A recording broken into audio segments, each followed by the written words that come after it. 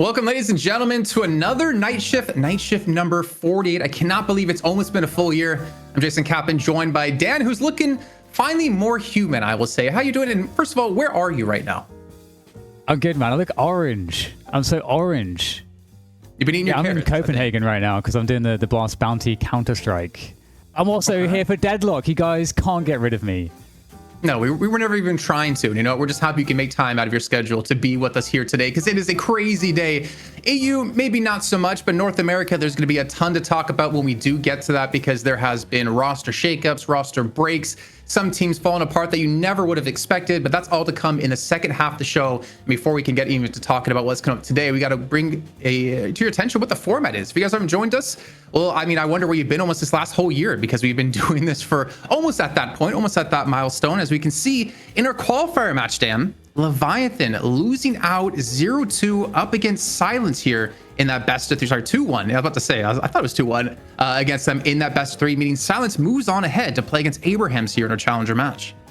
Craziness, crazy. You know, and it's not even the craziest part of today. Obviously, for those of you that are going to be around for the North America stuff later, my God, I'm sure actually a lot of you who are in touch with the community understand just the nuclear bombs that have been dropped over in the North American roster mania situation. So that's going to be interesting. But yeah, really cool to see that. I mean, Leviathan definitely a solid team. It's cool though, you know, that it was a best of three as well. So you know, you're not going to be beating Leviathan in the best of three if you aren't solid, Jason.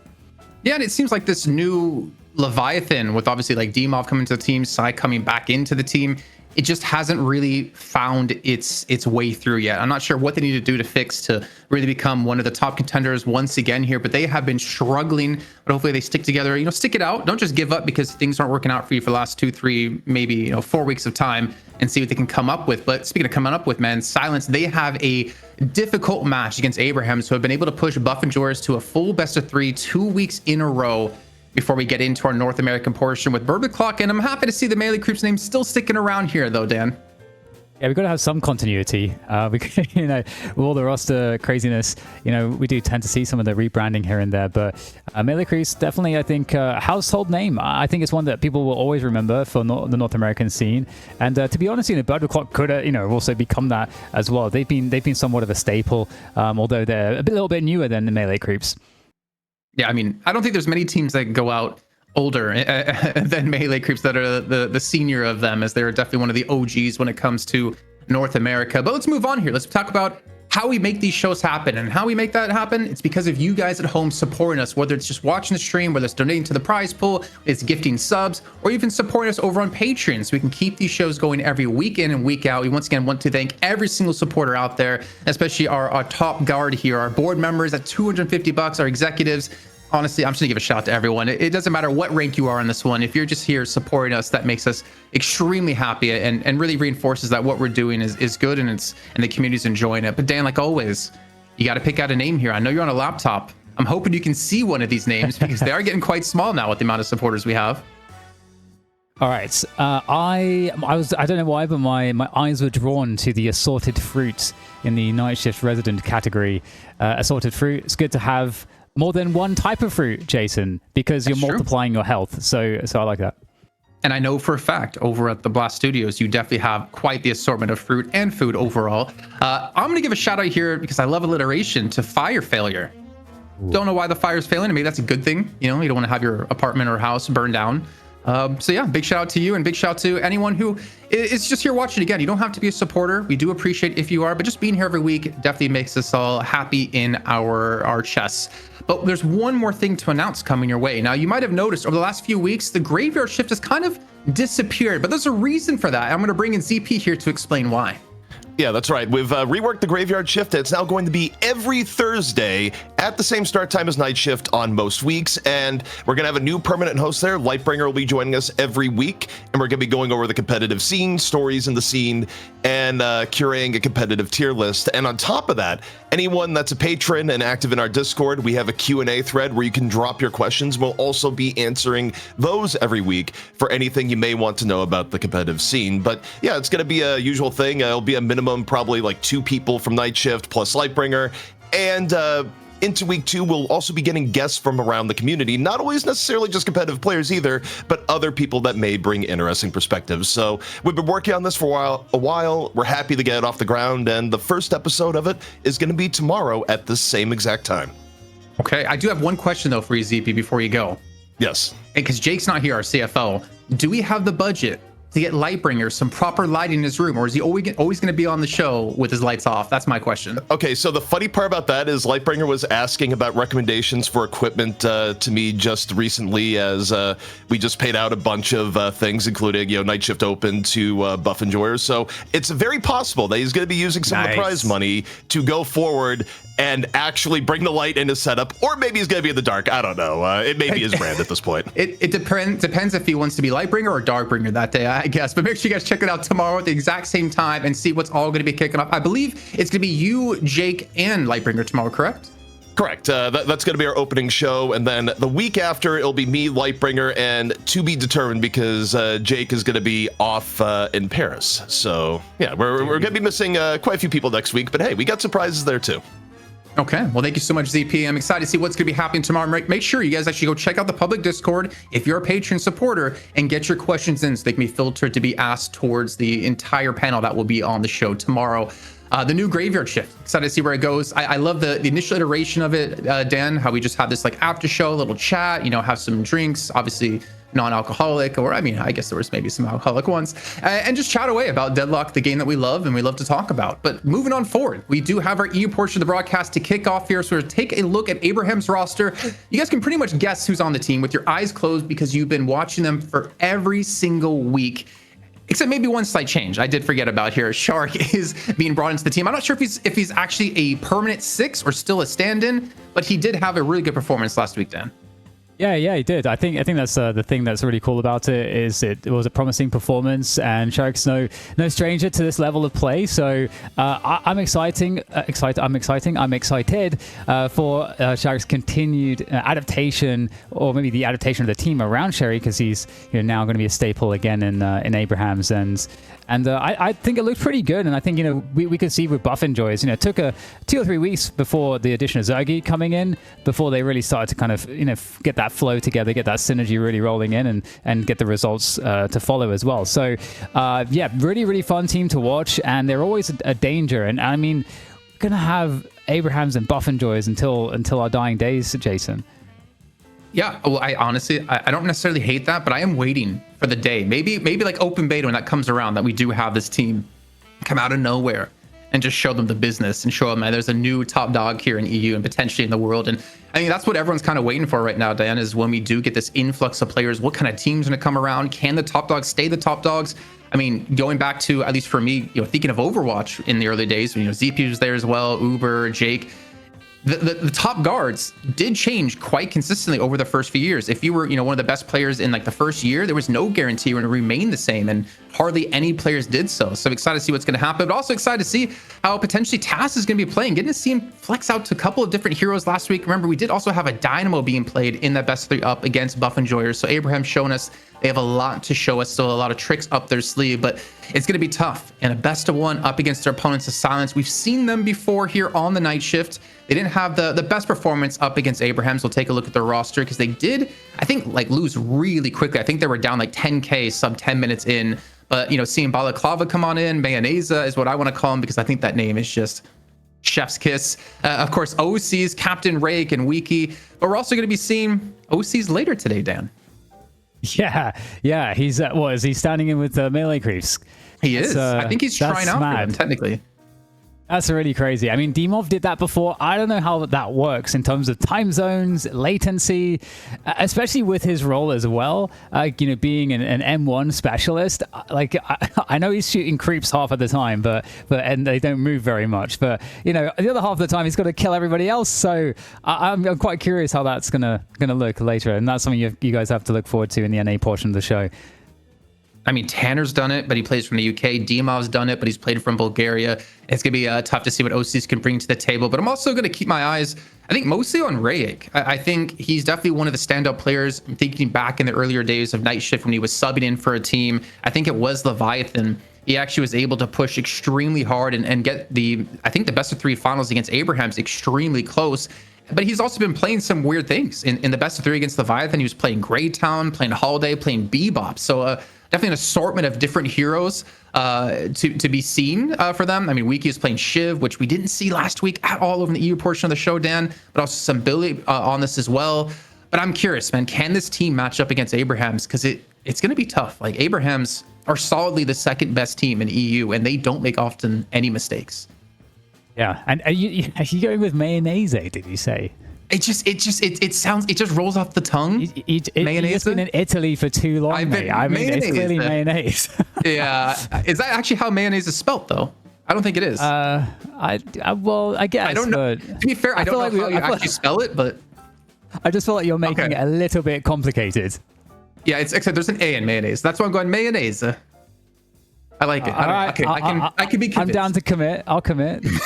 I don't think they're Italian though, so I have to say that. Yeah. But we do have, I believe, a one-on-one coming up soon here. A little Mo 1v1 that we do. Now, I think in the previous weeks, Dan, I brought up the idea of having a Mo and Krill Rockin' Sock'em Bop. No, is it that one? I always get the name incorrect, where it's just like these 2 robots and you have like Sock'em 2 buttons, one to punch, yes, and the other one's to punch the other hand, and you knock the head off. Except in our iteration, we knock the Krill off. I want to see that get made eventually. If we ever do a night shift LAN, I want to see that being done to actually decide who gets first pick and first ban in this one. But we're going to be kicking things off here. It looks like Together's going to be stepping in. Saint, he's not been living up to his hype, man. His Mo and Krill has fallen off. He has fallen quite a few times in last week, so they're putting in Together to give him the business. We need to make our own version of the Mortal Kombat music that won't get us copyright struck, because that would be so sick for this, battle on the rooftop. It's something like that, because we just have the jazz playing. I feel like we could step it up there. And we can't use like finish him. We got to use like melee him or something. I don't know. I'm not very creative. At least on the spot, I'm not. Oh, what a parry! Mayonnaise closes it out for all of the motherland of Italy. No, I don't actually know for guarantee where he's from. So they get the choice: a first pick or second pick. And we discussed, I think, quite a lot last week, Dan, the importance of potentially first or second pick, because we've seen Billy being very highly prioritized as the number 1 pick in this last week alone. Yeah, I mean, obviously it depends on the teams a little bit, but there's so much kind of S-tier picks at the moment, but there's some key ones that really seem to create problems. Like, for example, you don't want to allow Cosmetical to get onto Pocket. Like, Pocket's like very much still a first round ban for many teams. Doorman as well. I think we saw some really ridiculous stuff from Doorman, still terrorizing people. And there you go. Doorman's going to get the first ban. I mean, thinking back to the Buff and Joy's Abraham match, when we did have Doorman being played, I think it was Abraham's on the defensive, and they literally once that door was down, they literally stayed away from the entire zone to not get carded in back to their death. So, a lot of respect being given to Doorman, as he will be banned out. Even Mirage still being heavily banned out as a first priority here, but it leaves things open, like Billy, for instance. And also Pocket is open. Does Sans have a Pocket player? I mean, that's going to be definitely a question. And that's I think that's the crazy thing about the meta right now, is that I think in many editions in the past, you don't have the situation where you have like something that's first ban material being pickable for both teams. Like, Billy, like you said, that has a pretty good argument to get first banned, because we've got so many other really strong heroes at the moment.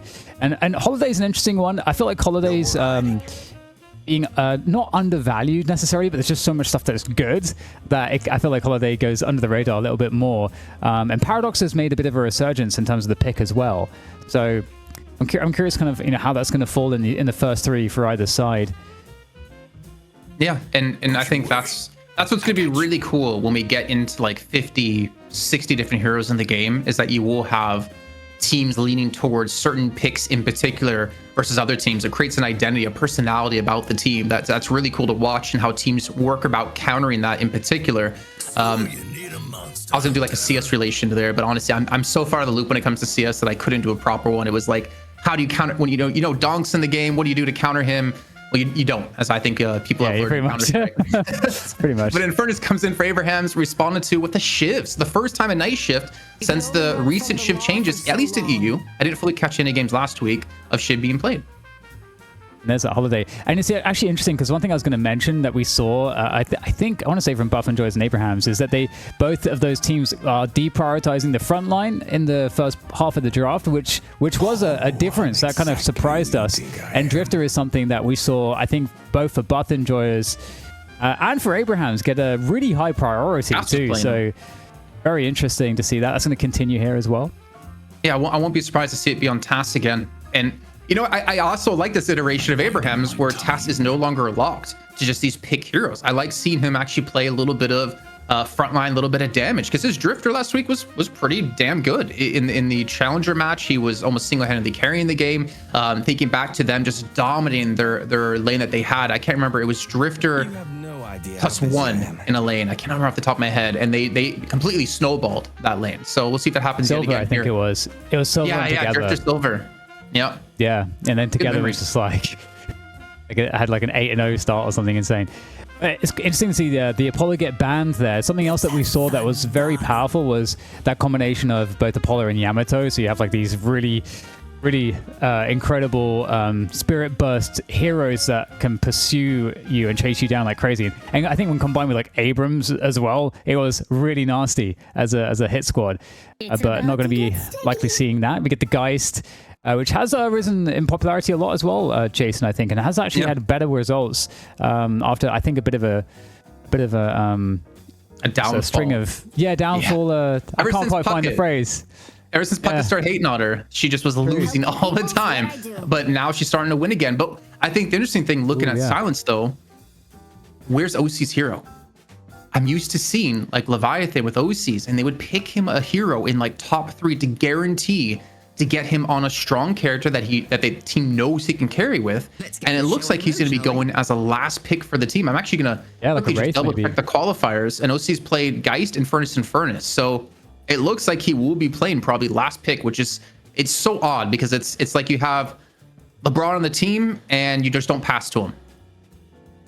Yeah, I think there might be some method to the madness there because, again, if it's something like a Wraith, I could see how that could make a lot of sense just because you've got this... they were prioritizing the front line. They wanted to like nab Holiday as well. Viscous is definitely more in contention. Wraith isn't really in contention all that much, and they're just allowing Geist and Infernus to go for Abrahams first, but they're going to go for Lash instead. So yeah, maybe a bit of a new look OCs then. Because there's no natural N1 here unless we're going to roll back the years and it's going to be an Ivy gun carry, but that's kind of terrible. So yeah, I think that's not. I think that's going to be a Balaclava on the Ivy, but I wouldn't be surprised to see OCs on the Lash just because last week Sonya was playing a gun Lash. Yeah, the gun Lash, yeah. I think it technically could fit in towards something that favors OCs, like obviously high mobility. But the thing is, you're obviously way different in terms of being a playmaker. You don't have you're playing in the front line, and as we've heard from his departure from Leviathan, he really depended on Sai at the time to give him calls and tell him where he can go and where's safe. So this would be a complete 180 in the style that he would play in the past. But take a look at the rosters here: Abrahams, Drifter, Yamato, Calico. That is some beefy dive and extremely high damage dive coming your way. And I luckily there's a Viscous on the other side. There's an Ivy who can stone form. It's not necessarily easy targets to kill, but if they get started early, man, Abrahams with those 3 alone could just carry the game. I kind of liking Abraham's roster a little bit more than Silence. I don't know if you're with me there. It's not. I mean, Silence has a lot of good picks, but I do think the lethal threat from Abraham's and the counters that they have are kind of nice. You know, I think for example, just I do think the utility of Drifter's ult is really really powerful to kind of counter a lot of different things. You know, Lash's ult being one of those, Viscous cubes. You know, Holiday's trying to get in there and catch a lasso. Like there's so many things that it kind of it serves to disrupt and make more difficult. And in terms of the lineup that they have, the dive lineup, I think that also benefits a lot from being able to just blind everybody. So yeah, really liking that. And also Pocket can get into like better positions, better afflictions. It's actually kind of strong. And I think the Drifter ultimate just kind of gets amplified by the style Abrahams likes to play, because they're going to be in your jungle, they're going to be in your face, and they're going to try to blind you the best they can to make it so reinforcements can't really come in there to help out. And we are going to be right. Actually, we'll be OCs, in fact, on the Lash. We see Wiki over on the Billy. Balaclava actually going to be on the Viscous, according to our lovely graphic here at the bottom. Sonya going to be on Pocket, and Arzo over on Geist. I would imagine it's going to be together on Yamato, TAS on Drifter. I think the Infernus is the interesting one, because I thought that would be Sonya or Arzo, but I'm assuming it's going to be Shark actually. And then Saint on Calico? I don't know. There's no true support player for Abrahams here. Yeah. Hero. I mean, that's what's going to make this very fun, though, because, I mean, the level of disruption is going to be painful. You know, Calico running around, Yamato as well. I mean, it's just kind of like you said, it's a very divey comp, and it's going to be very, very difficult, I think, to manage. If Abrahams get a lead early in the early lane phase, and a lot of teams do prioritize trying to ensure that their draft can perform in the early laning phase, so they can win that, they can take the initiative, they can start applying that pressure into the jungle and start also rolling the other lanes. That's the kind of spot where Abrahams will get very dangerous in that mid game, where the ganking is going to be outrageous. And so that's the thing that I'm most worried about for Silence, is if they get too behind on the early lane, I think that's going to be problematic. Yeah, and I do worry is that I just look at these two comps and I look at Silence, and for me it's always in my head of where's the damage coming from. And I get that Holiday can do some damage, especially with the barrels. I get that like Viscous can do some good damage as well. I get that Lash can do a bit too. Obviously Shiv for me is going to be their biggest player, is their biggest damage dealer in this game. And I look at Abraham's side, and there's literally everyone except maybe Calico I wouldn't rate as like super high damage unless you have a strong start, because I think she's definitely going to be the most tempo hero in the game for Abrahams. But just everyone has an absurd amount of damage, and I just don't see that same reflected in Silence. And I wonder, is that just because of a comfort thing? Am I just completely off the mark when it comes to what you should be prioritizing as a team right now? But I mean, looking at Buff Enjoyers, looking at Abrahams, high damage, high tempo characters is what really gets you wins. Unless you're playing Dynamo, then things are a little bit different.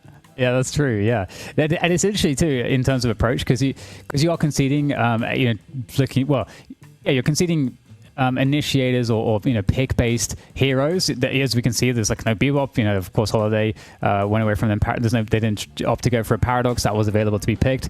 So they're just valuing these heroes that can just chase down people, and also you can initiate with the Drifter ult if you want to do that, or the Infernus ult. Like there's different ways that you can initiate, and in addition to that, of course, obviously you can force initiations by trying to steal away the opponent's jungle. They have to react to that and try to fight you, or you can force initiations by playing for the objectives as well. So it's not as though they're without the ability to kind of get kills, engineer kills. So I think it's interesting that they've gone this route, and it obviously works, which is why they're doing it. So that's kind of a nice, I think, also look at the meta as also. And I think it's something that we have seen from Buff Enjoyers as well. Both teams can kind of play without those core pick heroes.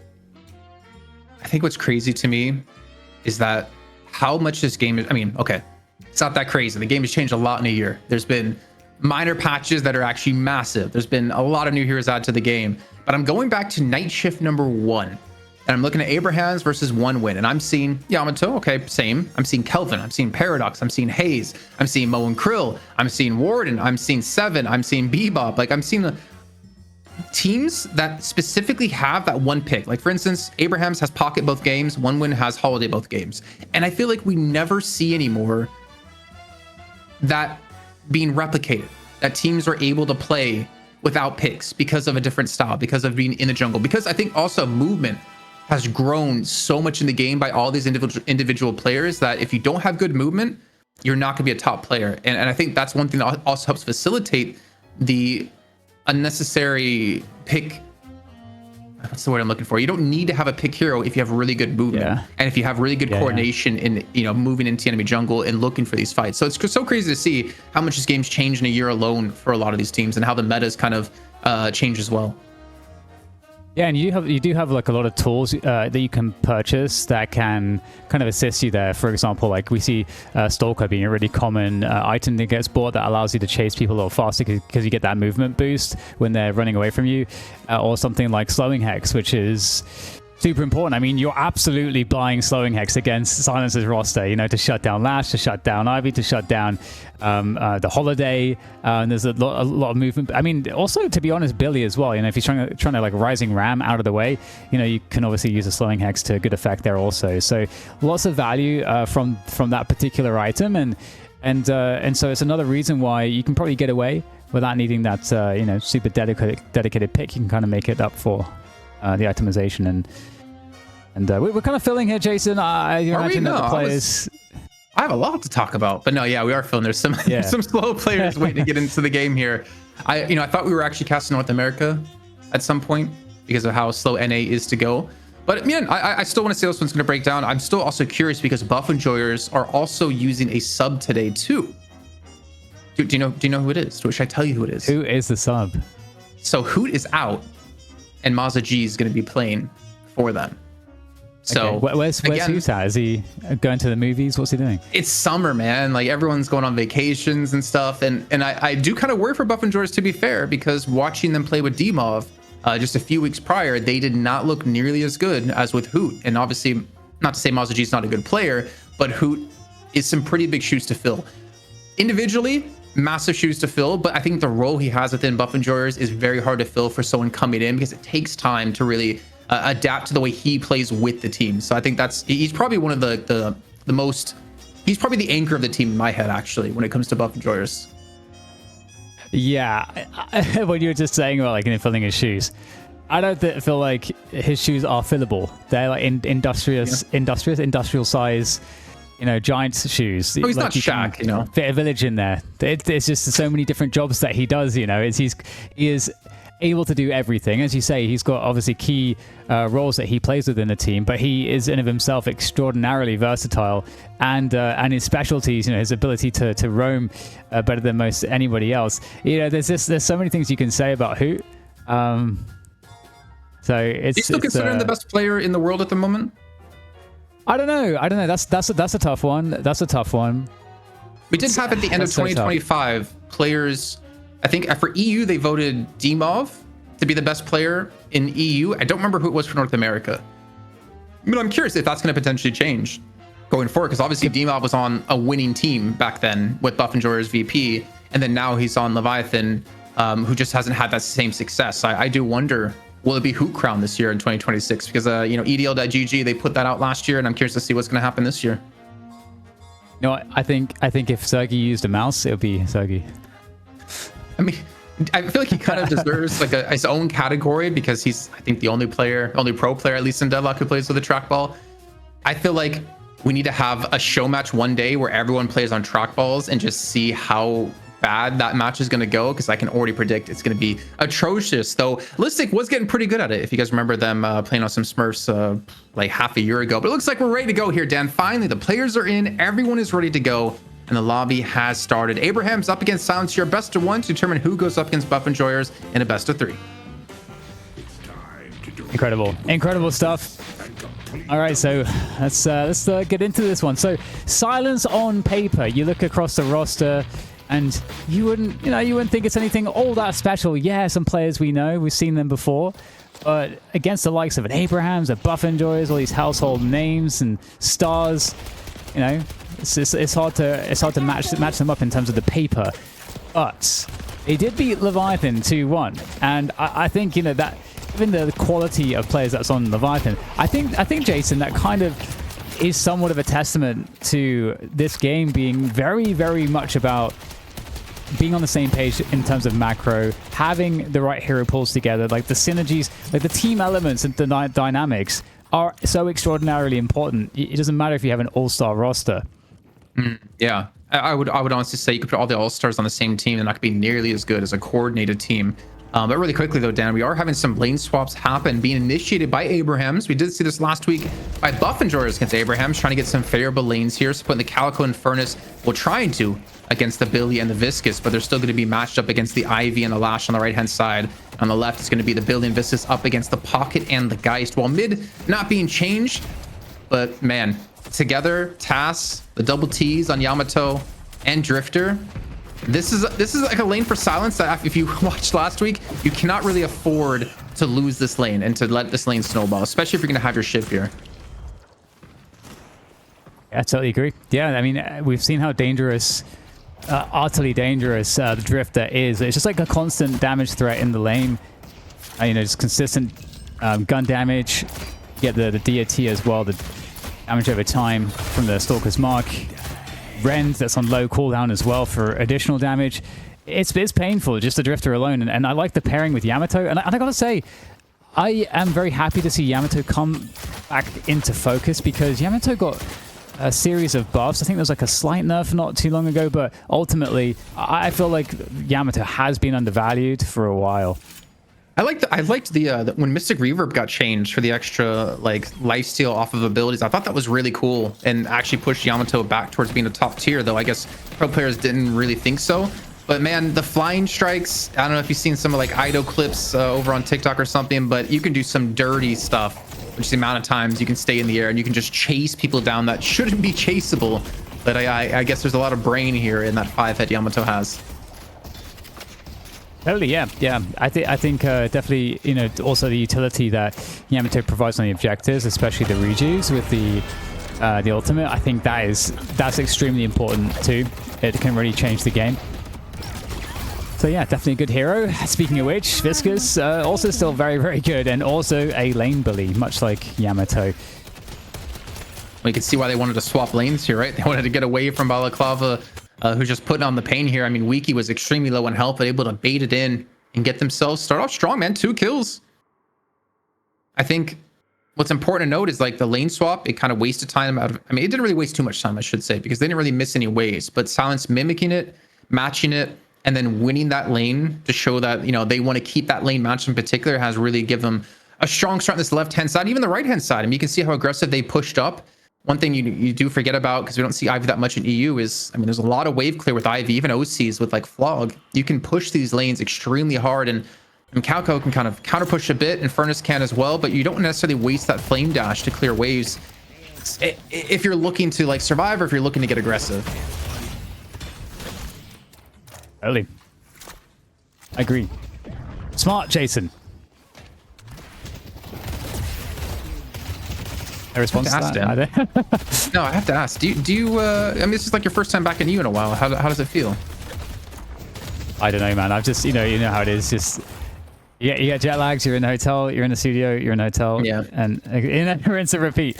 So that's kind of my experience so far. I mean, chat yesterday, or was it yesterday or the other day? I was talking to Dan. I was like, so you're like still on for the show this week, right? And he's like, yeah. I'm like, okay, I'm gonna put you on NA so you can experience what I do, casting till 6 a.m. But decided to be nice and, you know, let you do the EU portion so you can get some sleep the night before working again tomorrow. Yeah. I'm still like adjusting from the jet lag, so that would probably absolutely destroy me. I don't know if anybody's ever experienced it where you've adjusted, you're like a little adjusted to the jet lag, and then you just make very, very bad decisions. You can kind of like get stuck with jet lag for an entire trip if you play it wrong. I don't know if that's ever happened to you, Jason, but it has happened to me. It's horrendous. In the last like 3-4 years, we'll get back to the game in a second, but the last 3-4 years of my life, I don't get jet lag anymore because I had this stint of 3 months where I was home 1 week, and I was in Malaysia, I was in India, I was in LA, then I was in Poland, or I was in Malaysia again. I don't remember. I was just like everywhere, and jet lag just ceased to exist for me, which is nice. Interesting. Body evolved in real time. We're about to hit the buff spawns, and we're about to actually see Together get extremely low on health, potentially finished off here, as I believe Ivy going to be getting the survival buff on the right-hand side, and Sonya on the pocket getting the gun buff on the left. So not much of a contest out of either team, though. Look at the health bars. Bobby has been eliminated here by Saint. That's definitely one person you want to keep out of this game when possible, as I believe Saint did rotate around into that mid lane to look for that gank in particular, so trying to counter the pressure on this left-hand side. Yeah, so far it's actually looking pretty slow going on the tower damage. Get the dive coming on here again, though. He will fall on the Billy. And it does seem like overall the tower damage battle has been with Abraham's. I think we'll definitely get to that point, you know, around the 6-minute mark where, you know, if you want to really tempo out, take initiative in the early phase, you want to be getting that first tower down around now, but oh, is the cloak going to be good enough? Oh my god, Viscous is on like 5 HP. Oh, the barrages from distance. Arzo gets the swap though. Yeah, they're trying to run away, and you know what? Right now, Arzo is like, I'm going to go on the attack here. Both of them extremely low on health with a swap at a perfect time onto Wiki. The fadeaway. Not going to get connection as OCs does trade a kill over on the right-hand side of the map, but extremely close, and you can just see like the damage that Balaclava can do here on the Viscous and how you really need to respect it. Yeah, absolutely. Nice little parry there of the Puddle Punch. I don't know if I could, you know, name myself Wiki. I feel like you're kind of manifesting the wrong idea. I mean, or you're just messing with people. Just getting in their heads. That's true. That's true. That's true. I mean, look at Deathy, you know? Everyone's like, oh, he dies a lot. Nah. Only on Lash does he do that. I told myself I wouldn't be mean to him about Lash anymore. Ooh, what a parry! What? Very nice. Okay, well, this is the first Guardian that's going to go down. We're just sort of making mention of that 7-minute mark, and that's going to allow now a lot of pressure to come into play, I think, for the to the benefit of the Abraham's team. Yeah, Talon together have not really had as the dominant performance I kind of expected them to in this mid lane. I think a lot of that is due to actually Rayek. When we saw Abraham's going for the tier 1 camp when it first spawned in here on the enemy side of the map, Rayek actually stole away Abraham's side because Abraham's took theirs. So he did a really good job of just trying to keep the economy in check. He's at 5.2k, doing some great harass with the barrels. But the problem is that Sonya Sniper's on a kill streak. He's at 5.9k already, leading the lobby right now. And you don't want to see a Pocket get ahead. You don't want to see a Pocket, you know, get going, especially for Sonya. I feel like he's a very good momentum player that once he like starts to have a good game, he just rolls with it. Yeah. They will be rolling. Okay. Gotta say, Jason, it's harder for me to see the minimap with my tiny laptop screen. I'm just like, trying to work out what's going on. So what you're saying is we need to get like a laptop sponsor and give us some like, you know, 17, 19-inch laptops. Or a magnifying glass sponsor. That could work. I mean, you're British. Just get like a monocle. Would that work? Yeah, I mean, I could F with that. Have you ever worn a monocle or had a pocket watch in your life? No. Honestly, it looks just very inconvenient. I mean, when I think British, I think pocket watch or monocle. No, it just feels like a lot of. I get it, like the status, but you know, it's a lot of effort for the status. Yeah. I don't know if I can handle that. Right now, I think Cass can't handle the heat coming his way. There's 3 players in the vicinity looking for a catch on towards him. He does manage to escape pretty much everything. The Lasso's also going to miss here, so he's going to be able to defend this tower as Calico. Played by Shark, rotating in. One of the first times we're going to see him here in this game, as he does use, I guess, his abilities here to keep the wave back and not really looking for any sort of kill, but just to kind of keep the status quo in mid lane. And it's actually, you know, kind of a worrying sign. You know, you've got Daniel Sniper and Arzo on the Pocket and Guys respectively, like off to like a really nice start. I mean, Satan as well, to be honest. Obviously, we can see there's a few thousand soul advantage right now for Abraham's. As you've got Abraham's pressuring into the double sinners here. You can try to see what they can get value-wise and be very cautious. Nice movement there, though, from Bobby to try to just get onto that high ground. That's going to give him more options. Little corner boost, which is really nice to see.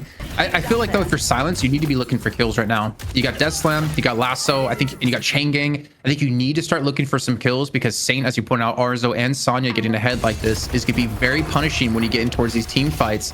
As they do manage to kill Sonya, but Bobby will fall as well, and Bobby's only at 6.1k souls.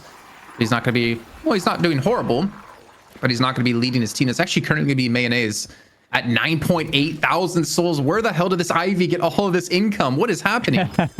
Yeah. I thought we were going with Mayonnaise. Yeah, there's no way he's Italian. There's no way it was meant to be said like that. So I kind of, you know, pulled myself back. All right. I see, William. Very well.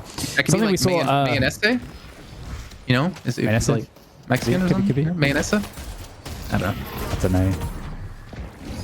know, but that's gonna get turned in. And okay, Billy and Shiv here for Silence against Abraham's. It's gonna be a tough fight. Tasla's get taken out. That's kind of nice, but I don't know that. Yeah, Bobby's gonna not be able to escape with his life. Life drain there, looking to do some good damage onto Lash. Look how far it can go.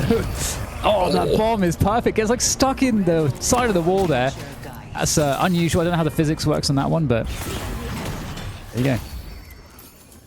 Yeah, I actually wish we... I mean, okay, maybe we do know, but I wish we could visibly see the vertical limit of the Essence Bomb and like where it won't hit anymore. Because like, for instance, Mo and Crew, I believe you can combo a crazy vertical distance that's not the same as like his horizontal distance or his x-axis, I guess.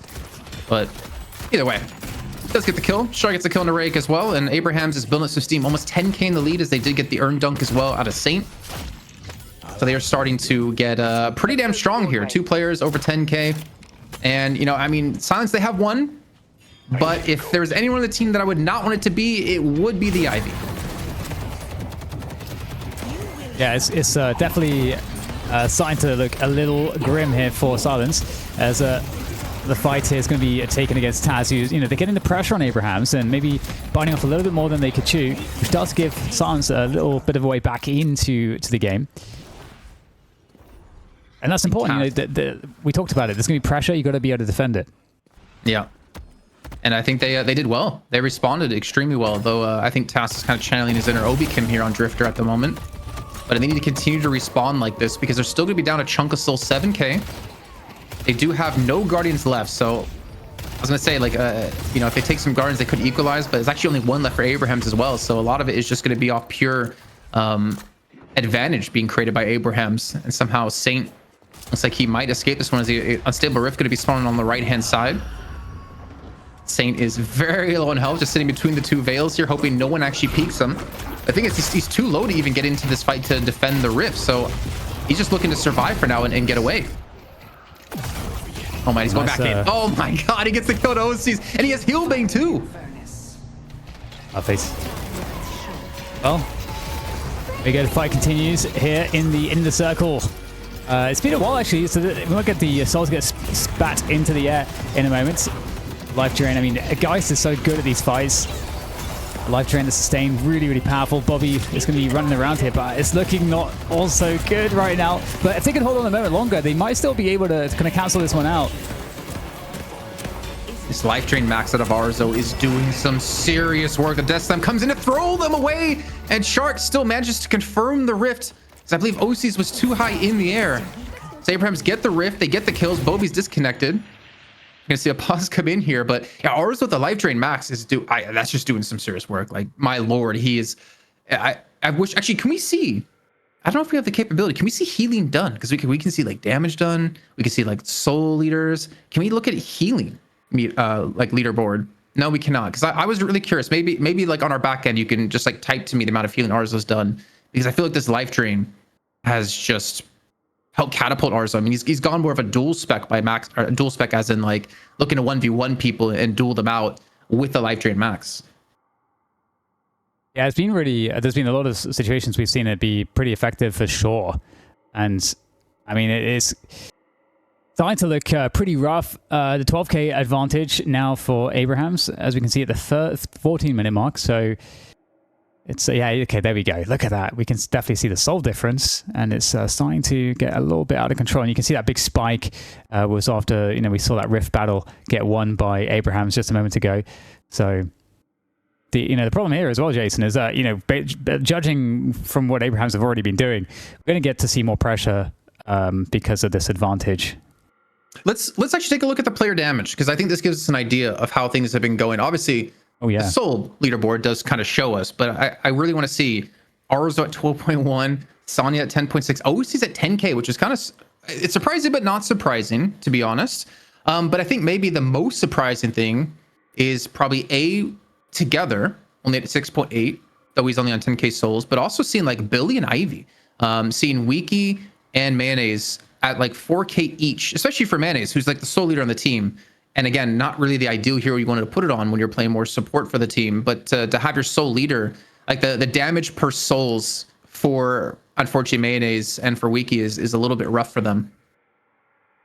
Yeah, that's very true. And I was wondering, based on seeing how farmed Mayonnaise was on the Ivy, as to what was going on exactly. Maybe we can also look at the builds. If we, I'm wondering, is it actually Gun Ivy? Because some people in chat are like, oh, it's a Gun Ivy, but I haven't paid attention, because honestly, Gun Ivy to me has been dead for a very long time.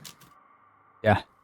Okay, it is Gun Ivy. Okay, so that's why Mayonnaise has a lot of farm. Okay, so I do have to correct myself. So it's not horrible, but again, Gun Ivy, at least back in the day, didn't really come online to around the 35k soul mark, and I don't think the game's gonna last long enough for him to hit the 35k soul mark with the way it's currently happening.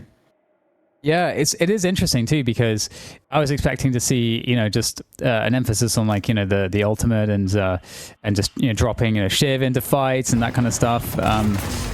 There's a lot of control you can do with Ivy, like a D push, but you know, the Gun Ivy, like you say, I feel like there's not enough presence in the game in the early to mid portions.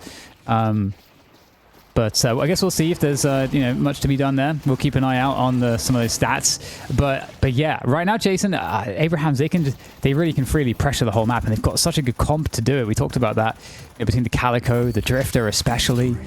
You know, they've got, I think, Furnace. So many, you know, Pocket. Like, there's so much mobility, you know, to get on top of these fights and to duck out, steal away farm. And I think Abrahams also know, like, they have a 6-on-5 fight whenever they want it, because they know Mayonnaise won't do damage in these fights because Ivy needs farm, but also Mayonnaise just needs to keep farming. So, like, he can't afford to be there in team fights, which is why the hero damage is so low. And now he's being put up against Arzo in a 1v1 that Arzo should easily be able to win currently with the souls he has, obviously Soul Exchange as well, but also the Life Drain build making it very hard for Mayonnaise to survive like a head-on-head fight. Like, just keeping him in check is going to allow Abrahams to win this game, at least in the ideal world, if they play properly and don't make any mistakes. There's that new urn, fresh urn has spawned. Going to race to that one. He's going to get it. Last time it was Saint that picked it up. Oh, hello. Itaz is hunted down OCs. And it's going to be the urn for Together. He's going to be running that one across the map. Can they taste out Taz? Doesn't look like Taz has any way to escape. Indeed. Get taken down. So that's something at the very least. But just in the meantime, whilst all this pressure, you know, Silence is dealing with the pressure, Abrahams is just like farming up. You know, Arzo is just getting fat just as time goes on. Yeah, 17k. I mean, to be fair, Mayonnaise is keeping up at 16k. So there is a world that Mayonnaise can come online and start to put out the pressure they need. But again, they're losing another urn. That's 2 in a row. They lost the Unstable Rift before. So when it comes to objectives, you know, they're down 0-3. And that's going to continue to compound into more and more of a lead for Abrahams. In the soul department, obviously being up 12k, but also in the control department around the entire map. I think if you need to keep an eye on the minimap to see if Abrahams go for invade on these jungle camps or go for kills on the Mayonnaise, taking 17k out of the entire 76k of net worth that Silence has is a major step back and setback, more importantly, for Silence. Yeah, let's pick up onto Sanya's sniper, unable to cloak away. And Mayonnaise is going to go down on that Gun Ivy. Death Slam used there. Surely it's going to be defensive, because I don't think you're going to survive getting out of here. Something Hex, I think, was dropped onto Lash as well. OCs, and OCs will get taken out. So this is a fight that I think you've got Abrahams really liking at the moment. They're going to be cleaning up, largely speaking, here. And I don't know if you're going to be able to escape this one. You've got now Wiki getting just completely caught around the Curiosity shop. Okay, is he going to get out? That'd be crazy. I mean, movement reigns supreme, right? Task missed the Supreme. Task missed the jump, but Arzo doesn't. And they do confirm the kill, but I think overall it's still like a 4-4-4 trade, or like a 3-4 trade. So Abraham's really not getting too much, if anything, falling behind, actually. If you look at the souls, it was, I believe, 12k before, and now it's only 9k, as it looks like the next rift will be up. I believe that was on the left-hand side, if I saw that correctly with my own eyes. It's not a bad fight for Silence, honestly. If you're trading equally with the comeback mechanics, you come out ahead. It's more now about if you're going to continue to pick up your jungle farm here and continue to push on forward. I think one thing that does worry me, though, Dan, is OC's at 13k souls, and I'm used to seeing him be a carry player. I'm not sure how well he does from behind, or how well Silence are going to do from behind, or with him having... How will Silence will do with him playing from behind? I can get my words out. Yeah, I don't know. It is odd to see OCs especially in this position. I would have expected him to play the Gun Ivy, but he's probably like, that's crap. Let's not do that. You know, it's not how he rolls these days. Cube there, FO Baby, he's going to be at a closer distance. Chain Gang comes in and looking to really push the fight together. But there's a lot of players around together to actually assist here. 3 players in this particular fight, but together bursted down. And it looks like the Rising Ram going to be able to connect. Taz gets taken out as well. And it's a Sharik who's able to just come in on the back on the Calico to take down Balaclava. And lots of damage is being done, although it's too many players here. And Abrahams, they are not surviving this team fight. And a 2-man Affliction. Arzo might be able to clean up, though it is looking good for Silence at the moment, and it looks like the rest of Silence do back away. In the meantime, Moses is pushing a Walker on the right-hand side, so taking full-on advantage of this fight. He will confirm this one for himself. And the extra about 1,500 souls to spend. And even some pressure onto the mid as well. Like, this is some constant pressure happening out of Silence off the back of winning a team fight. Maybe another Walkers. Crisana 14 once again coming in with the 10 gifted. Thank you so much for your support and your 10 gifted that you seem to give us every single week here on the night shift. You sure it's Crisana 14? What if it's Crisanax 4? I confirmed with Crisana that You it is did? Crisana Okay. 14 from Final Fantasy.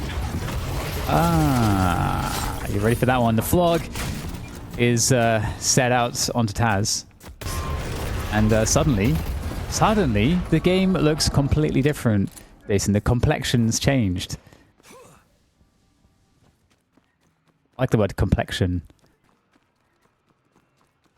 I mean, that's because your face always looks flawless. Thanks.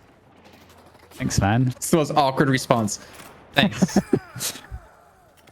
Okay, another kill also being had.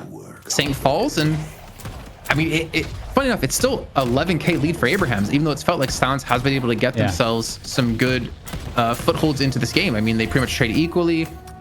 They take a Walker. They get actually they didn't get the rift, so maybe that's why, because Abrahams did get the rift there.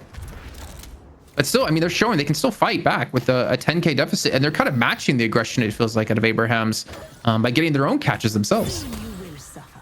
Yeah, it's interesting too, because I think as the game goes a little bit later, I mean, you could argue that late game is better for Abrahams, especially with the Geist, the Infernus, etc. However, you definitely got to respect the utility that Silence have. They can definitely do really well in these team fights. Looking for this affliction soon. Off cooldown now. He's got Cultist, needs to proc it. Yeah, movement buff for Bobby. Wiki actually getting the urn, so a big objective being taken for him. The rest of the team needs to be careful. I think if you're Silence, you cannot fight without your Billy. That chain gang gonna be so important, and don't tell me Abraham's gonna go for mid boss. Do not tell me they're gonna go for mid boss here.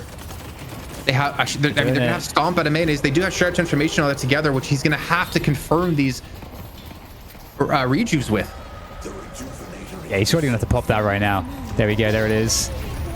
It's pops, and looking for all the crystals. And they'll get everyone. There's one more left, and yes, they'll get all three. Abrahams looking good. They forced the fight here, and now they just have to clean up the kills. Is that going to be the case, though? Silence have some good team fight, but yeah, they're looking highly compromised here. Very clean fight from Abrahams, and it seems like as they leave the fight with a Rejuve crystal remaining, that this was a genius move. The focus fire of Abrahams, I think, is just really unmatched in this series. Obviously, they had the backup of Rejuve. They did fall. They're going to come back to life. But man, like, they're able to just completely destroy. Like, Balaclava, I mean, you expect Viscus to survive a lot longer than he did, but he got blown up so fast in that pit. And then a transition, I believe it was over onto Mayonnaise as well. Again, 23,000 souls get shut down. Ours was on 27. Yeah, Abrahams. I mean, good call. Shout Transformation. It's almost a guaranteed reju for you, especially when you know that the Silence doesn't have some big ultimates to use. I think, you know, you're making the mention of the focus fire. I think that's something I think that Abrahams also is very good at. They're a very experienced team, and I think their team fight, coordination team fights is some of the absolute best. And that's a hard skill to diff them on. I don't think anyone out there can really diff them on that. Buff and Joy is maybe the only ones that could think about it. It's a big lead though, 22k. For Silence, I think you have to look towards Rayek here to make some big plays if you want to combat this, and you still have to worry about the one rejuve. It's only Tass and Sonya who are killable right now. So you guys just continue to dive on forward here, looking for the counterspell onto Bobby's knives. And he does currently have 3 on towards him. Perry comes on through, and Bobby just has no chance. 19,000 souls, doesn't have the team there, as Rayek is actually pushing extremely deep on this left-hand side. So a little bit uncoordinated out of Silence in a moment that they honestly needed. Although also has been attracted over to the left Walker defense. But as we can see on our screens right now, the quick rend there to take down Mayonnaise is going to deal with the threat on the right side lane. And Arzo has forced away the Silence players that were attacking that left side Walker. So, you know, responsible stuff here from Abrahams on the defense. Headed to Broadway. Yeah, it's hard to. It feels like finding a way back in at this point is going to be pretty tough because also just hit 30k souls, and I mean Geist is really coming online now. Especially the Hunter's Aura picked up out together to help assist. I mean, Silencer picked up here for Tass. I think we have quite a few counter spells as well for Abrahams, which is something you're naturally going to build into when you're up against a Lash. And OC's unfortunately, and the thing is, I don't think he's had a bad game so far. He's like the second most souls on his team, but we're not going to see the same level. Oh, what a hook. Lasso coming on through here. Can they actually... No, it gets stuck on the banister of the stairs. That actually might have ruined it for Silence and saving Abrahams here. Saint is going to get lucky. Looking to flame dash on away, and he won't be closed out on. That's unfortunate here for Reg. A phenomenal lasso to hit, but it confirms into nothing. Yeah, that's heartbreaking for sure. They really needed something exactly like that. Who did the lasso go on to? Saint, I believe. Saint, okay. Saint are together, but either way, like they got locked. Yeah, it's definitely good. I mean, I guess most targets are going to be high value. I suppose Arzo might be the highest value one though. I think Arzo hasn't died. I think Arzo's on like a ridiculous kill streak. If we have a moment to press tab at some point, we're not in the action. we'll probably see. Everything being thrown on Mareg to keep him alive. Zirin is in the hands of together, looking to run it across. I think the dangerous thing though, if you're gonna lasso an Arzo, is you need some sort of silence. You cannot. And I think he might even have like a dispel magic, because you need to stop him from being able to just soul exchange. Because then you're just basically helping Arzo by doing something like that. Maybe the execute will be quick enough out of Bovie to shut it down, but I believe the soul exchange does happen. Here we go, a replay of the lasso. So it was on Saint, I believe. Yeah, gets caught. He just gets saved. Yeah. Gets saved so hard. That was a guaranteed kill on Saint. Yeah. God, I love our production team. Oh my goodness. He's shown a bit of leg, and there is the danger. There's the flying strike. Look at it go. What on earth? Absolutely outrageous. Slowing Hexa utilized as well there. Another flying strike coming on through to traverse the battlefield. It's basically Attack on Titan at this point. And we got together really going for the finishing blow there with that. Oh my god, it's straight through walls now. Let's be sensible. Come on. I finally understand how Yamato can do this. Actually, take that back. I finally understand why Yamato has this tall of a head, because she used it like a drill to go through buildings when using the flying strike, and that's how she gets to her target. If that was real and you see all these random holes in all these buildings, that would be hilarious. But that makes sense now, doesn't it? Like the lore has to prove me right now. Lore accurate forehead.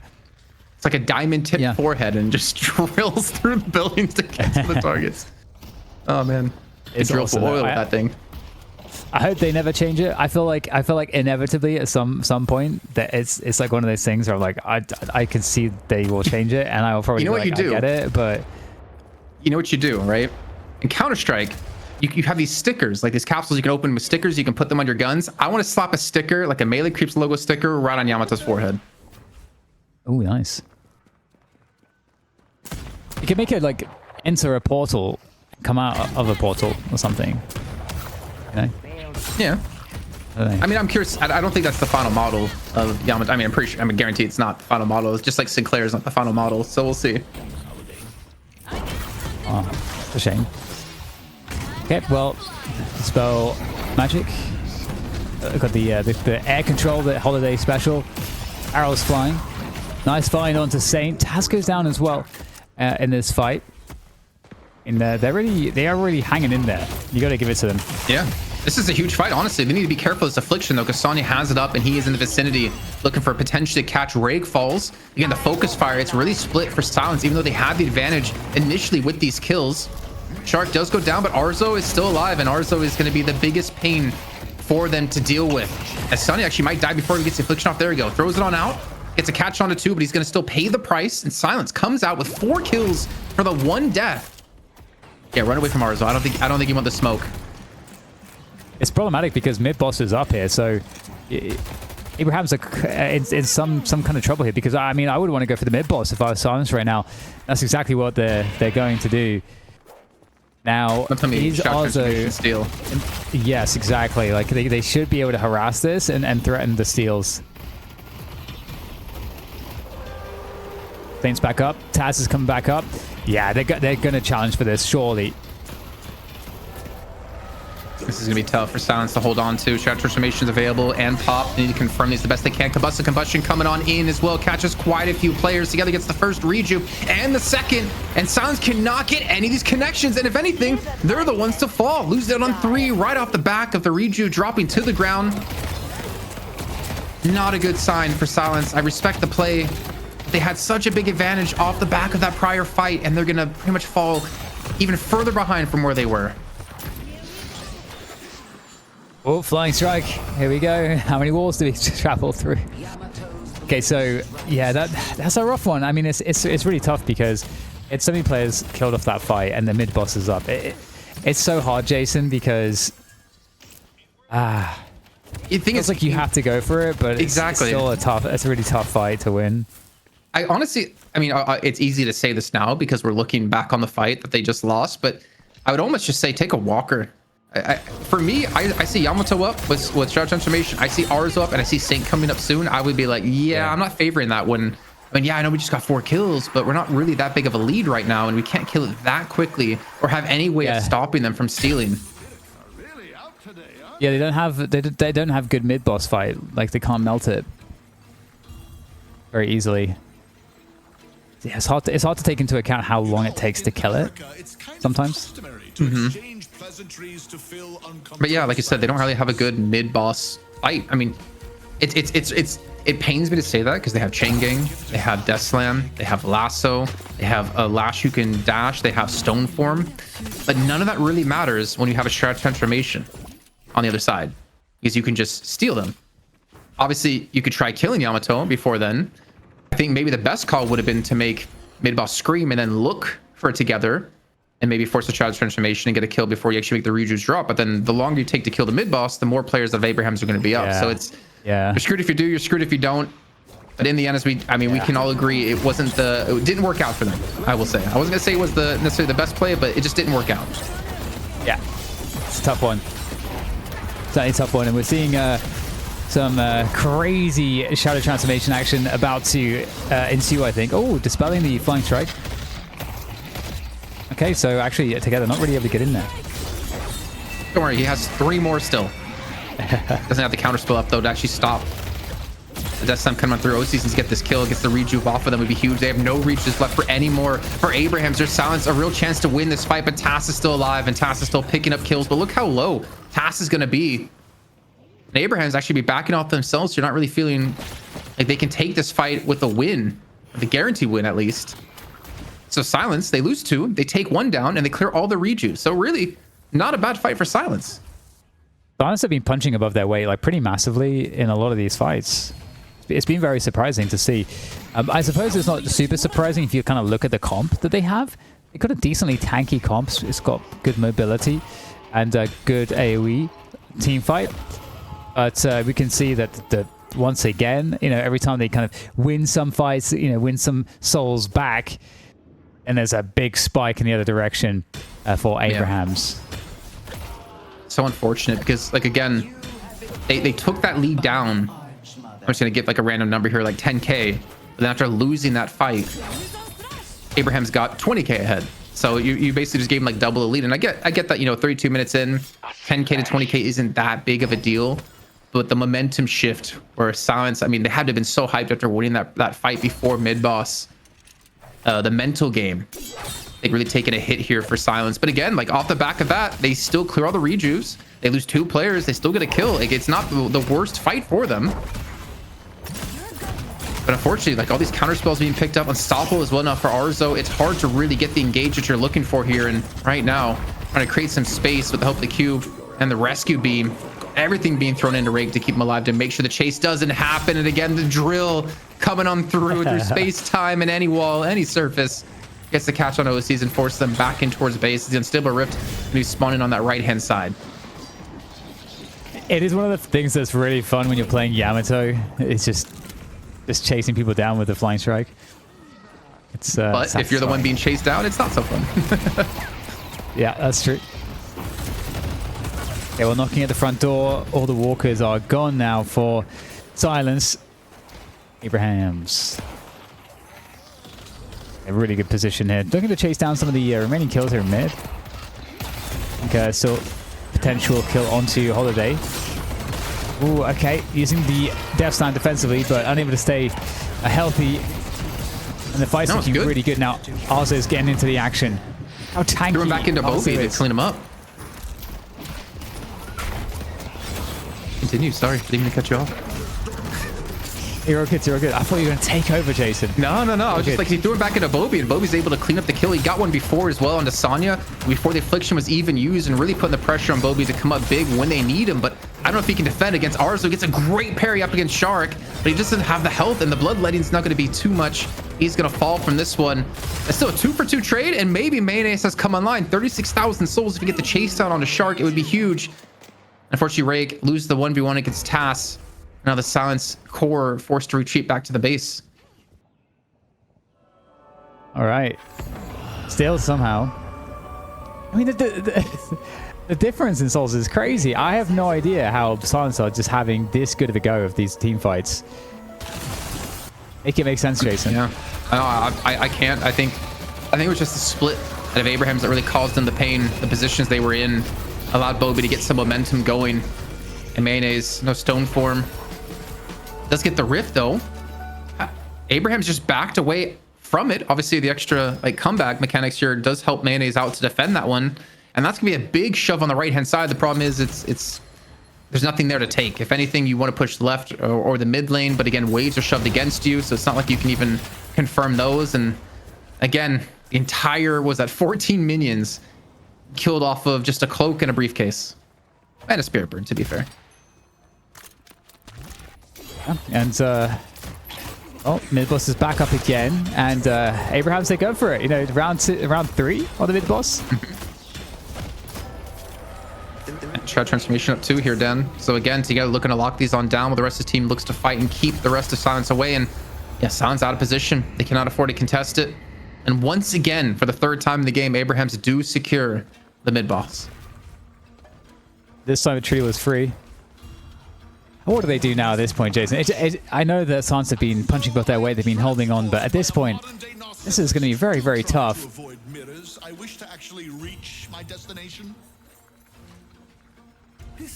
do you think of OC's build? Got Mercurial Sharpshooter. He's got Crippling Headshot as well. I don't believe he had Siphon Bullets. Oh, he does have Siphon Bullets, okay. Oh, he does, yeah. Yeah, that's a pretty classic Lash item. Be very good in terms of the damage health exchange you get on Lash. Probably right, because Lash's gun doesn't scale as well, right, as compared to some other heroes. He still put out a lot of damage, but I don't know. I mean, OC's at 37k. He's been able to catch him quite a bit, but look what he's competing against. A 43k Drifter, 48k Geist, a 42k Infernus, a 46k Calico. You know, it's not like he can have easy pickings here, and with them constantly on the defensive, they're gonna be looking for more of his Death Slam to create opportunities, because the 3 regions are still going to be there for another minute and 30 of time. Trying to bait out maybe an Affliction here. If they can get a kill or a double kill on Hassan, it would be massive, but the Shrines, they're being knocked down. And not much they can do to stop this right now, especially with all these rejuice to left as Death Slam comes in. Only going to grab a couple players, but see if much is doable off of that from the teammates' perspective. It's not looking too amazing, but they do get out all the rejuice, and Abrahams are down 2 players. Those are long respawn timers. They've got to respect this, Abrahams. They've got to get out. Mayonnaise. Delicious on a sandwich. The pain of Abraham's here as he gets the kill onto I don't know what the hell I was going with the delicious on a sandwich. That made no sense to me, whatever. Maybe Abraham's are lactose and are lactose intolerant, and then maybe that's why Mayonnaise is causing the pain, because they have the kills they need. They got through the rejuice. They could chase down these last 2 kills. It would be huge, but no chance to catch together in Sonya as they retreat back towards the Walker. But the Walker is exactly, I think, what Silence wants to go for. Leaving Wiki in the back here to defend the base. Bobby's going to be joining as well. This is their go time. And honestly, there's a world right now, Dan, that Sans could completely claw back this lead. Not, get the extra 40k. I don't think so necessarily. But a really good opportunity to get themselves in this game with a potential win. Yeah, it's crazy. I mean, like a near 50k advantage, 3 rejuve crystals, all the lanes, in your favor. Abrahams lose every rejuve, and they're down 4 against 1. That seems like the math ain't mathing to me. There's something going on I don't understand. Yeah, I'm honestly, I couldn't tell you. I think obviously the killing blow factor of a Shiv you can't forget about. If you don't have a counter spell, which is very difficult for Bobby to deal with, then you can't really prevent him from killing you. But can we see the soul graph again? Because I think this is gonna be, really interesting to see how up and down it's been. Again, yeah, look at that. This is probably the biggest clawback they've had so far in this game. Oh, danger, danger. Get in that cloak. In that briefcase. Oh. Okay. Silent Sniper goes down. This is a very deep position here, but especially with the Siphon bullets, a lot of extra HP, but my god. Oh my god. Ozzy's got completely deleted there. The chase down comes on through as well. Oh my god, look at the movement going so fast right now. Ooh, looking so close to a potential hyperline there onto Bobby, but looks like it'll just be OCs that gets lost. What's dangerous right now is Refresher for Together. Double Shadow Transformation for a mid-boss in 45 seconds. Again, there's no real need for Abraham to contest this rift. And they're immediately going to run away. So they take the souls, which, yeah, I think that makes sense here for Silence. I'm not going to look to shove the wave. And with mid-boss coming up in 30 seconds, there is a window where Abrahams won't be here to contest it. But again, I just don't think you go for it for Silence. It's not going to be worth it. You need to play the objective game right now. Looking towards that walk on the left-hand side. You're looking for pressure across the map with your shrine down on the left-hand side. It's going to be hard to keep that left lane in check. Because I don't want the municipal coven to get in trouble with the Viscount. He gets player damage again in a moment. See what the player damage is doing. Yeah, if Mayonnaise has been able to step up, because it looks like he's been able to be fair. I can't tell if that was Drifter whistling or Solomon in our ear. Yeah. I was thinking that too. I was like, he's whistling. What the? That was the Urn. Wait, was the Urn doing it? I thought. You know what, production? I don't know if Solomon's lying to us. If that was the Urn or if that was him. I feel like Solomon would be a good whistler. I think he's right. They did add a bunch of voice lines and stuff to the Urn recently. I want the Urn to start rapping. Okay, I want some hip-hop Urn action. That's what I want. Okay. Maybe some beatbox. Something like that. I'm completely the opposite way. I want to start singing some Backstreet Boys or NSYNC, but different strokes for different folks. I don't know, man. I want the Urn to be, cool, to be street. See, he's only one Urn, he can't be a whole boy band. Well, in a future update, we're gonna have 5 Urns at once. That'd actually be funny if you do have in your base, like the Urns that you do capture go to your base, and then there's just 5 of them. They talk to each other and stuff, yeah. Or become a boy band. The best boy band of all time in the Cursed Apple. They just add some AI models to them, and then they can just start having conversations with them in themselves. Luckily there's a pause because we're getting way off topic here with this one. Yeah, man. I have an excuse. Maybe. What's the excuse? Excuse is I'm delirious, Jason. Well, I mean, you're Central Time, so to you it's like 5 p.m. Yeah, something like that, maybe. Yeah. Well, Urn's being something done. Like Abrahams again. Shadow Transformation for Together. Silence, you have to go for the fight here. Going for the steal is going to be pretty much impossible. Trying to start things off with the Silence, but again, the Silence going to be too late. So he either gets the first and the second. Bobby, though, comes in and gets one for himself and the team. But a huge Affliction catches 4 on the Silence, and this is a fight you cannot win with this Affliction going off. They lose the first rejuve. It's going to be going Bobby, and that's the one person you want to have alive. But they're losing out on Mayonnaise. They're M1 carry now, and Yamato, it just doesn't seem like anything can stop her flying strikes. They continue to chase down kill after kill, looking to take down Wiki and OCs. And Bobby's has some damage, but he's fallen. And finally, it looks like Abrahams have been able to get the kills they need to close this game out. You would think so, yeah. You would definitely think so. I don't know, man. Although with with Bobby dead, that's definitely one of the most key players in making stuff happen. So charging. Oh no! Oh no! That's the E shift. Oh no! And he has to watch his team in their safety net, looking to get away. The double cube. Oh, they're trying to punch him back, but they can't. Oh, the rising ram! Oh, rising ram. He's safe. He's made it. The great escapability. And Sonya goes down, actually. They get the stage 1 Patreon, but Sonya's gonna go on the chase here, and honestly, these death timers are gonna be huge. Abrahams, they need to get away from this one. They cannot afford to keep dying. Tash should be cleaned up for a second time. The game is still not over here, Dan. Yeah, these chase downs are questionable. We'll see, though, the counter-attack from Silence, if they're able to actually convert and get some more players like off the server, because two of them are down, and he's coming back right now. It's going to be 6v4, effectively. I don't understand how this keeps happening, Jason, because Abrahams are so far ahead, but I don't know either. Silence right now. Thing is, they needed to chase down these kills, but their stage for Patreon was just being pelted by these minions. They've been forced to retreat to keep it alive. They still have a window to work with here, but they have to shove out all their lanes. They have to be careful of like the back door happening, especially with the Calico. But if they can pick up any more kills, if they can somehow catch out more players than Abrahams, this could be a snowball for them. This game is honestly been a lot closer than I expected it to be, especially with how the early game was, where Abrahams were up like 12k lead. It felt like 10 minutes in. Yeah. Only a 30k difference. It's kind of mind-bending. I don't know if that we've seen a game like this. Oh my Look at the damage. Oh my god. That's even more crazy because they have, what, 3 players in the top 5, and yet Silence are still able to win out on these fights? Yeah, what's going on there? Look, Gun Ivy is 3 from bottom. 45 yeah, everyone in minutes chat who is like Gun Ivy is real and is legit, you can probably go home now because you're not seeing it right now in this game.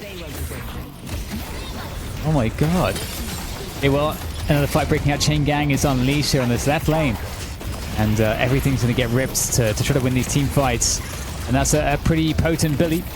In comes so much damage there from Abrahams. We'll see if they're able to do much here to finish off the weakened Shariko. He will go down. So 2 players are dead. Arzo being one of those key players for Abrahams. Abrahams are in trouble here.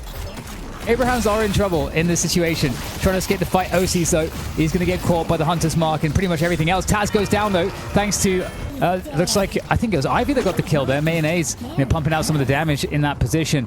And now the Google as well. Like Clava, I think doing a lot to try to save people, make this fight very challenging. Oh, look at the chunk of damage. The splatter, unreal. Do not tell me Sounds come back into this one. Saint and Sonya just trying to escape with their lives. The blades keep coming on through. Sonya, he gets the cleanse with the Dispel Magic. Bobby, can he close this one out? Gets the dash on through. And it looks like Sonya will live to fight another day here, but he's in enemy territory. He's going to have to retreat extremely quickly. Made is taking the left-hand walker. But Ray gets the kill onto Saint. It's all on Sonya to stay alive here for another 30 seconds time. Can somehow Silence get themselves any of this base, any of these shrines? Mid-boss coming up as well in 50 seconds, so there will be one player not up for that. And Abrahams. Oh, they can get the Unstable Rift too.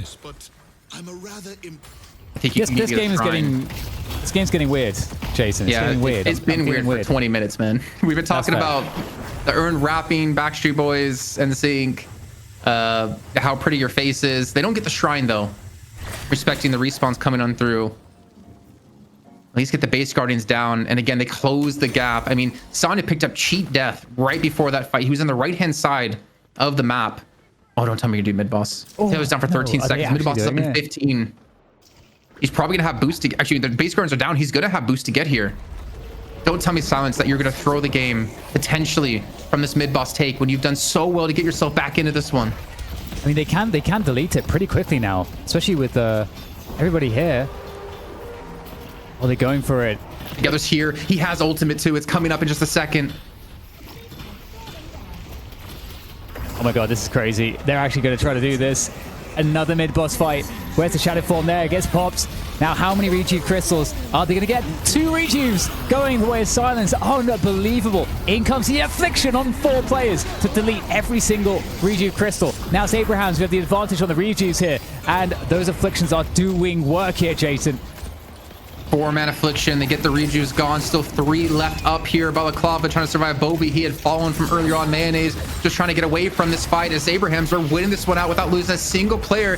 Sonya just alive on a sliver of HP, but it seems like it's going to be enough. And Abrahams get the full-on wipe. OCs and Rake forced to go back to base, whether they like it or not. Silence. This is 2 times in a row you go for a mid-boss, and 2 times in a row that you get punished after getting a massive team fight win right before, and the patron has no defenses. It's a stage 2 patron. They can rush this one down. Oh my goodness. Actually, just I don't understand how to process. I don't understand how to process any of this. So crazy.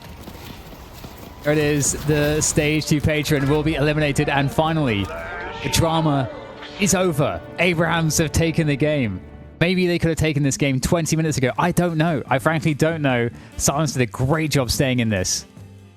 That game lasted 30 minutes longer than I thought it would with the way Abrahams were playing. But Silence, I mean, we were both unsure of how they kept getting themselves back in this game, getting kills, winning fights on the brink of a loss.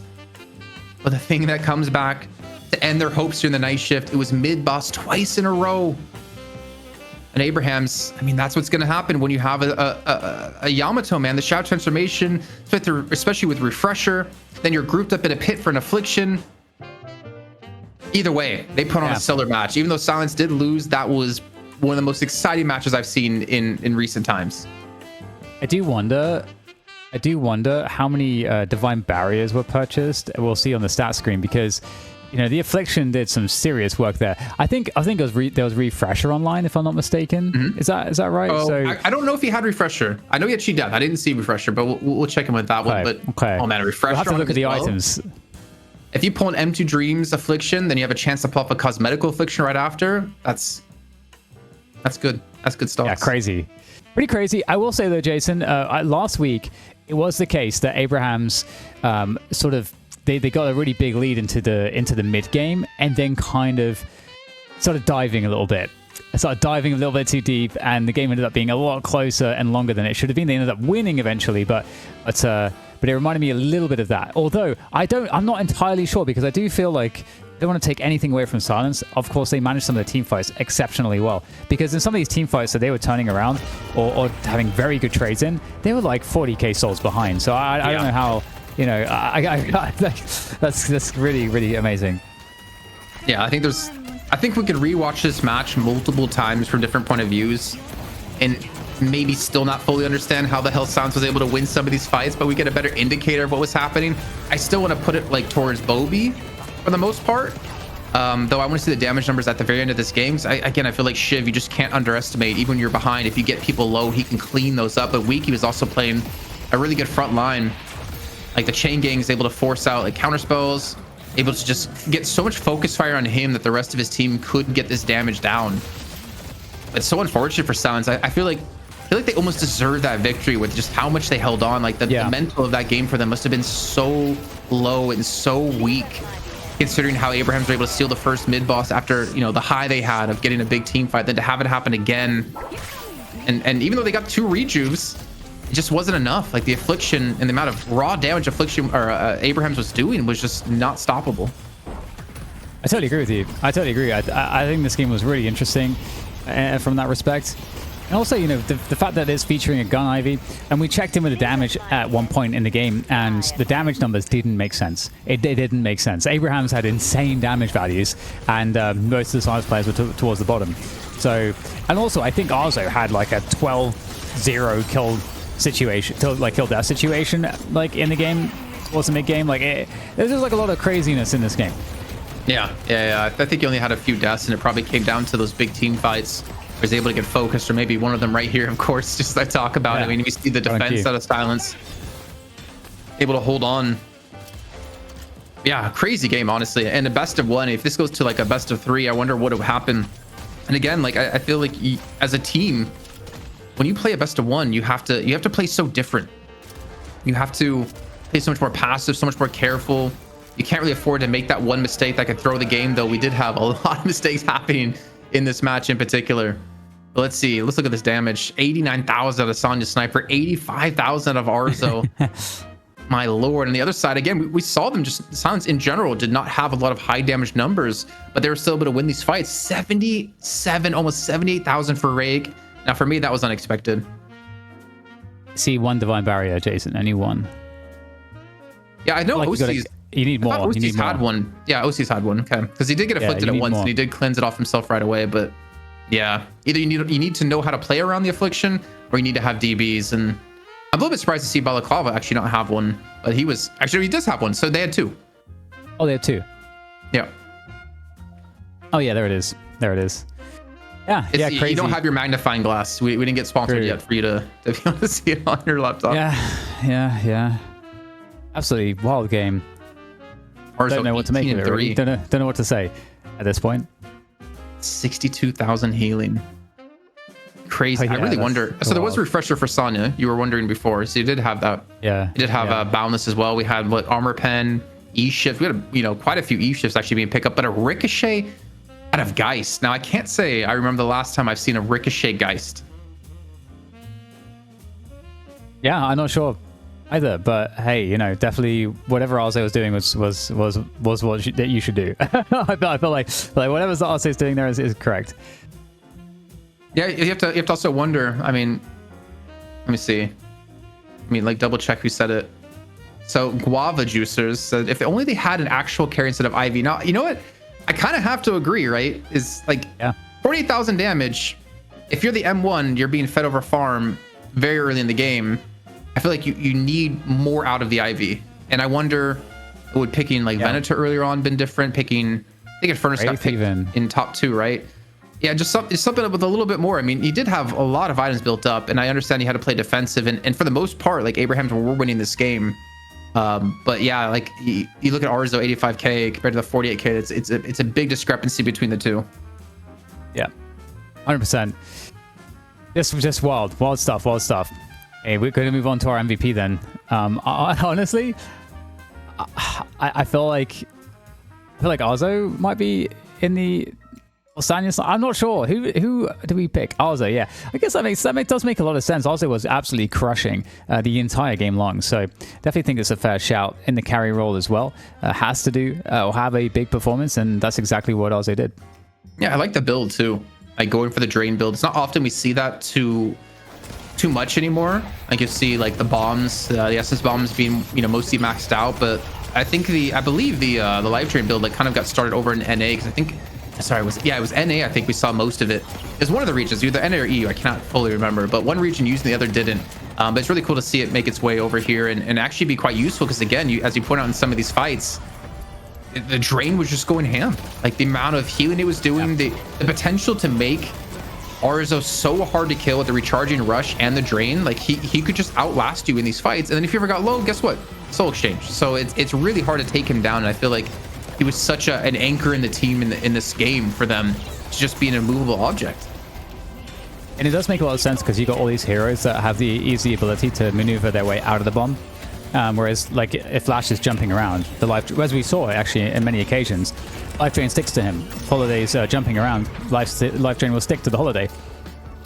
So you're able to get that consistent damage output. Plus, of course, the sustain is really great. So That can be focused. That's just also crazy. Again, I talked before about Abraham's, like their focus fire is really strong, but the fact that Arzo gets so much freedom to play with here, I feel like, obviously the thing is there's a lot of high priority targets on Abraham's side, but you're just looking at Arzo and most of the damage he's taking right now, as you can see on like his health bar, it's from himself. It's not even the enemy team hitting him. Right. Yeah. Well, you know what, Dan? That was a crack of a match. It lasted extremely long. So what I'm going to do is I'm just going to throw it to break for now because we still have a best two to come up. And I think we need a break in particular, not to mention Abraham's before they have to play against Buff and Shores here for a potential redemption to maybe take the title for themselves. So this is the Deadlock Night Shift number 48. We'll be back with our champion match over in EU before we head to NA. And we'll see you all in a few.